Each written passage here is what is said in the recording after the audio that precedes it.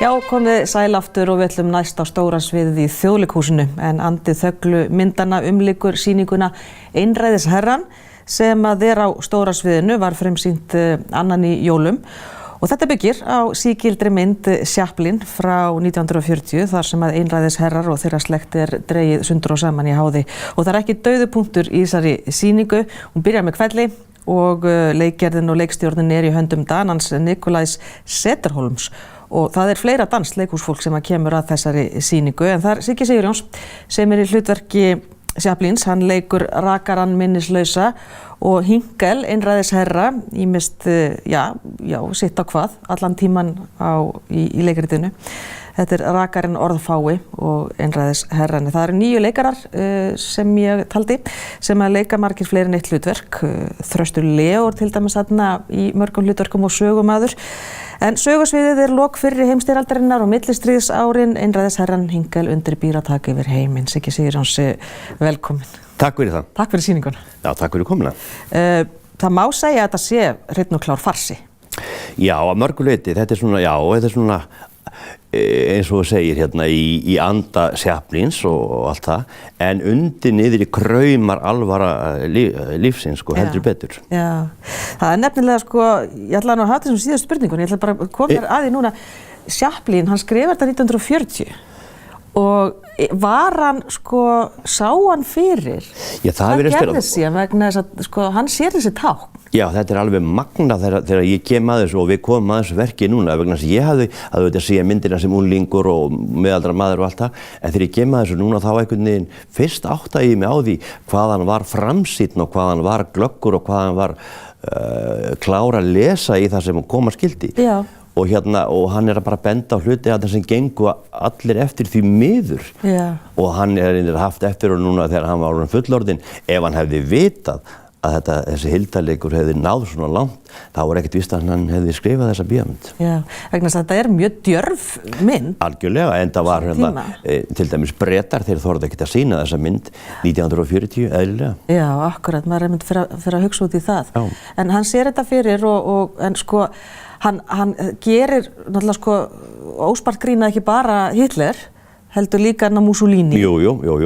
Og í rauninni bara öllu ástandinu en þetta mjög djarft einhvern veginn að fjalla þetta á kómískan hátt, svona í það minnsta eftir á að hyggja.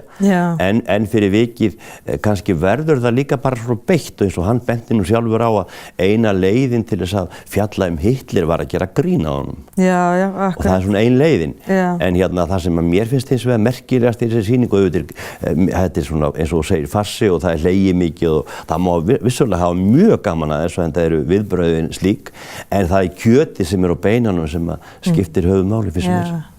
Grínið líka náttúrulega þarna í svona orðaleikjum eða þar að segja nafnaleikjum. Magdalena Matthíasdóttir, hún þýðir.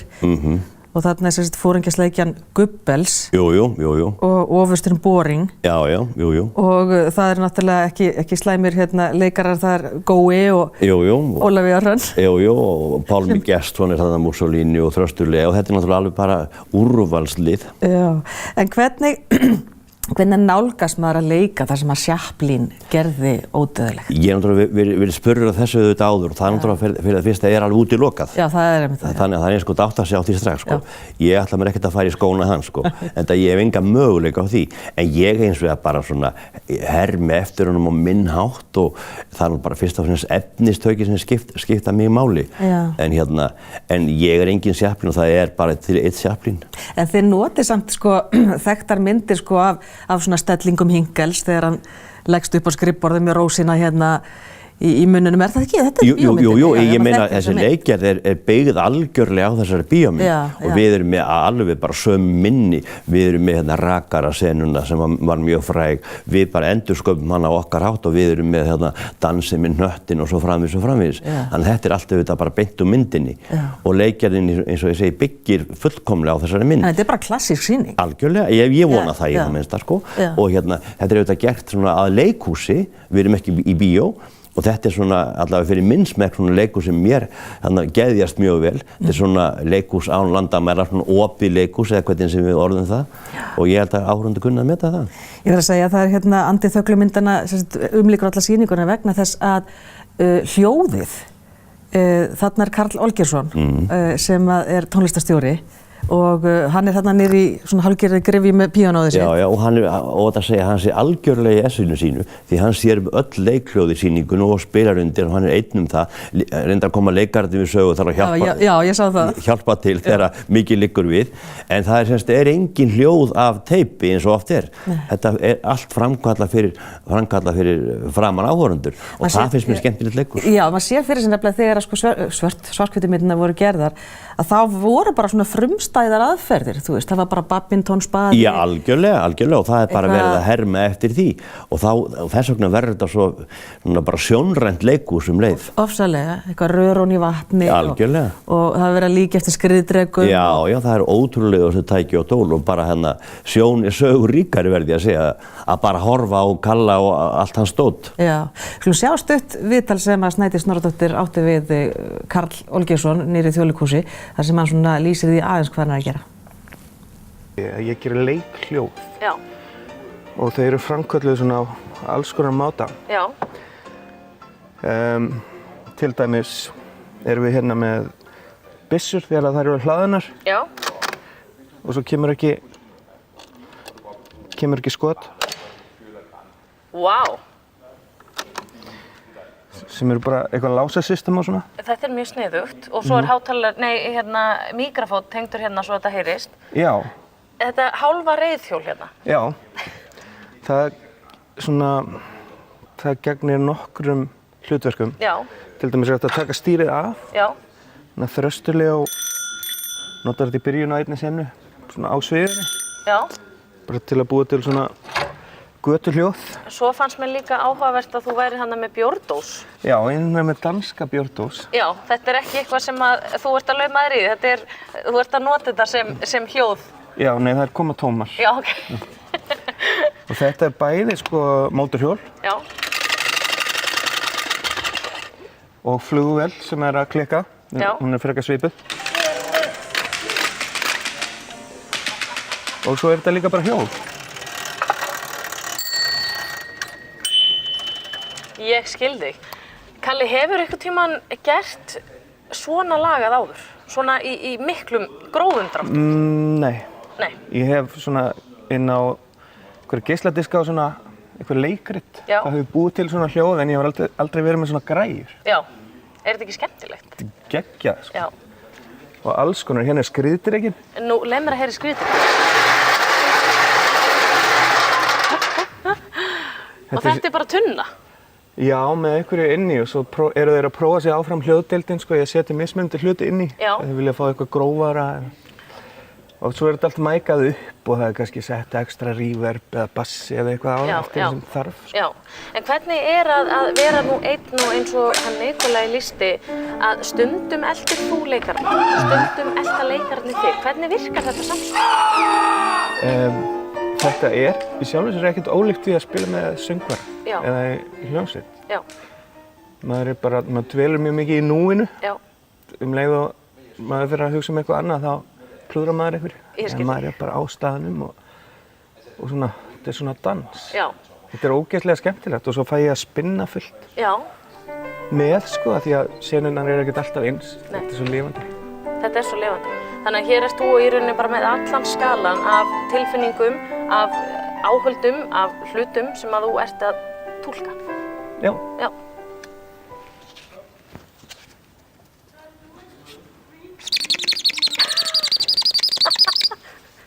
Þetta er notað fyrir nokkra hluti. Já, ég trúi þér. En hérna... Lestarflautan.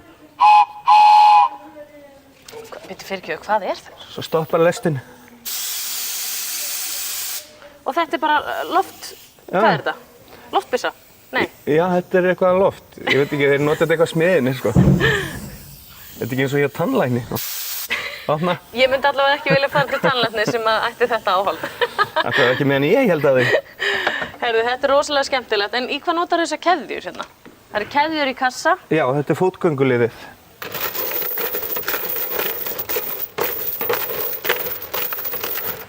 Kalli, þetta er ofboðslega skemmtilegt og það er örugglega bara mjög skemmtilegt sem tónlistarmaður að fá að taka þátt í svona miklu. Þetta æðislegt, það bara eins og þetta hafi verið skrifað fyrir mig. Já, það ekki. Ég sá þetta líka í Kaupmannahöfn og það svo gaman að fylgjast með píanistanum, vera á full allan tíma. Já, og ertu í rauninni karakter í sýningunni? Já. Já. Ég heyrði Nikolaj segja að ég væri eiginlega ekki leikari. Ég myndi segja að ég væri leikari í sýningunni. Já, Karl Olgeirsson, tónlistarstjóri í sýningunni Einræðisherrann, þar sem hann sér öll hljóð og hérna hljóðbrellur kannski ef svo má segja. En Siggi, hvað gerði Chaplin fyrir þig sem leikara? Þú ert Chaplin aðdáandi. Já, ég er búinn að vera Chaplin aðdáandi í ansi mörg ár, alveg bara frá því ég var unglingur og hérna, eða bara krakki. Þetta sá allar stuttum myndirnar þegar ég var í skóla og svo framvegis. Síðan þegar maður kemst til vits og ára og maður fer að sjá löngum myndirnar, hvort sem það eru Kidd eða Nútíminn og Gullæðið, þá svona fer maður átt að segja á því hvort það snillingur þarna er á ferð. Og auðvitað bara sem svona, eftir ég verð leikari og fer að kynna mér hann svona betur, þá fer ég sem leikari og ég held bara allir leikari í heiminum, þeir bara fara að stúdera hans tækni og hans svona aðferð í vinnunni. Þannig hann er svona fyrirmynd og allra leikara í heiminum. Hvað einkenndi hans aðferðir og til dæmis kannski líkamsbeitinguna? Því að það er eitt augnablik í sýningunni þegar að þú kemur fram, rakarinn, minnislaus, af því að hann lendi þarna í slysi í fyrri heimsstyrjöldinni. Í fyrri heimsstyrjöldinni, já. Já, missi minnið. Jú. Og þú kemur svona allskapaður fram á sviðið, eins og Chaplin, með stafinn. Já, það er bara náttúrulega þessi fræga mynd sem við þekkjum að Chaplin, en það er kannski einhvern frægasta íkon bara í heimi. Já, allt í bara þetta vörumerki, Chaplin, allur heimurinn þekkir. En hvað gerði hann? Hvað einkenndi svona hans líkamsbeitingu? Hann hafði náttúrulega einhverja ótrúlega tæmingu sem allir leikarar öfundan af, sem einhvern veginn er aldrei þetta framkalla. Það verður svona, hver hefur sína tæmingu, ég hef mína tæmingu og Chaplin hafði sína. En svo var hann bara listamaður sem vann með hjartanu fyrst og fremst og rétt sitt maður. En hérna, ég held að það hafi nú svona fyrst og fremst einkennt hann. Svo var hann náttúrulega bara upphaflega, er hann alinn upp í svona hvað ég segja, dansleikhúsi. Þannig hann er með alla þessa tækni á valdi sínu. Svona umfram meðalmanninn, getur við sagt. Eins og dansarar. Já, eins og dansari. Og hann er músikalskur og hann skrifar handrit, hann leikstýrir. Hann var svo óbóðslega fjölhæfur og þess vegna var hann svona stór. Já. Þessi sýning, eins og ég segi, það er ekki dauðapunktur í henni og það er mikið búningaskipti og fleira og maður hugsaði að þetta lítur að vera rosalega svona, hvað maður að segja, líkamlega erfitt. Já, ég ætla nú ekki að kvarta undan því sérstaklega, en hérna, jú, þetta ég er náttúrulega bara, í þessu starfi af ástríðu og það kostar bara blóð, svita og tár. Þú varst nú grannur fyrir, sko? Já, og ég misti því miður nokkur kíló á æfingatímabilinu. Það hlýtur að vera. Já, þau eru að koma aftur svona smátt og smátt. Já. En það sem vegur upp á móti þessu, það er svo gaman að leika þessa sýningu. Þetta er 9 manna leikhópur og þetta er ekki bara leikhópur, þetta er svona í rauninni allt starfsfólk Þjóðleikhússins sem kemur að henni. Líka sviðsmenn og tæknimenn. Við erum öll þarna á sviðinu og við erum öll snúum bökum saman og erum að gera þetta saman. Þó að ég sé að hlaupa mikið þarna, þá erum við öll að svitna og hafa gaman að þessu. Já, og það er líka leikmyndin er á fleygiferð. Já. Þannig það er alltaf fleygiferð. Já. Það er ekki dauður punktur hérna í þessa 2 tíma sem við erum að framkalla þetta. Nei, akkurat. Hvernig er svona undirbjóstu þig? Ég veit nú ekki hvernig það er. Auðvitað bara, það er þetta klassíska, maður það er bara að mæta með opnum huga í vinnuna og lesa aðstæður. Það er ekkert mikið flóknir en það, þó það kannski sé flókið öndanum. Já, vinnum bara vinnuna sína? Það er svolítið svoleiðis. Það er ekki svo að vera að byrja í gær. Það er ekki svo að vera að byrja í gær. Nei, en það er alltaf bara, alveg sama þó ég sé búinn að vera í þessi 40 ár, það er alltaf autt blað þegar maður mætir á fyrstu æfingu. Gærdagurinn hjálpa mér ekki, það er bara spurning dagsformið. Já. Og ég vona að það hafi verið þokkalegt núna. Er það þá þannig kannski að þó að maður sé komin með þessa reynslu sem að þú hefur, að þú mátt ekki gleyma því að þú átt ennþá eftir að læra ýmislegt? Já, eftir að læra allt bara. Verður maður ekki að hugsa það þannig? Já, algjörlega, og það er, held ég, allir leikar reyna að gera. Ég ger það að minnsta kosti. Ég mæti bara í vinnun og það er bara þessi saga sem við ætlum að segja í dag. Ég er búinn að segja margar aðra sögur, það er liðin tíð. En það er náttúrulega leikhúsi bara, það er augnablikið sem ræður. Það er þessi sýning sem skiptir öllu máli. Þegar fólk kemur í leikhúsi, það fær bara þessa upplifun og engin annar. Akkurat. En segðu mér, að setja þessa sýningu upp núna Og þú heldur litla ræðu þarna í lokin. Og sem eru kannski svona skilaboðin að þetta á ennþá erindi við okkur. Já, því miður, það verður bara að segjast eins og Chaplin hélt líka ræðu í bíómyndinni, henni breytt áliti núna, svona aðeins svona færði nær okkur, en boðskapurinn nákvæmlega hinn sami, sem náttúrulega ekkert flókin, en hann vefst svo mikið fyrir okkur mannkyninu og hefur gert það alla tíð.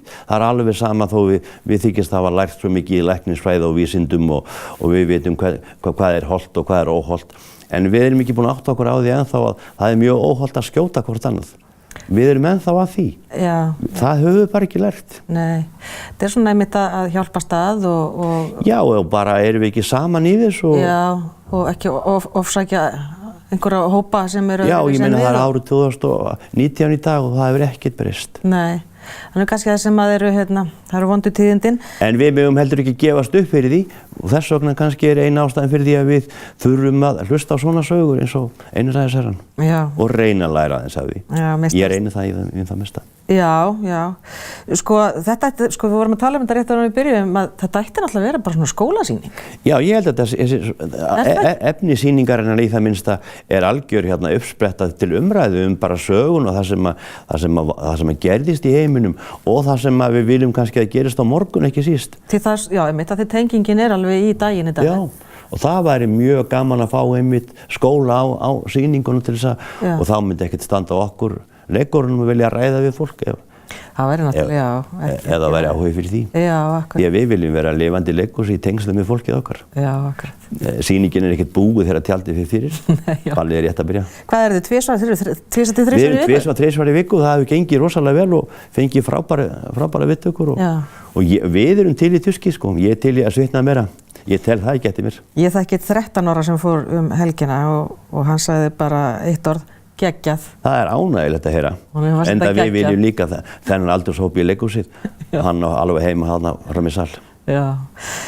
Siggi Sigurjóns, takk fyrir að koma hingað. Mín ánægjan. Í 21.